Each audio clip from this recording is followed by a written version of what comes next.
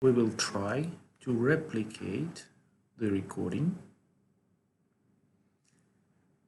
with simultaneous demonstration of my behavior and what happens on the screen.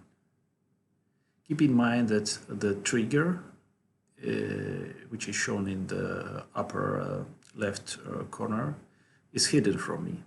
So this shouldn't interfere much.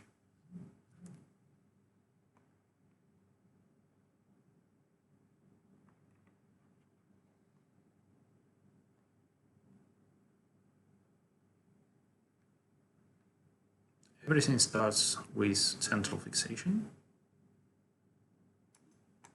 and then peripheral target.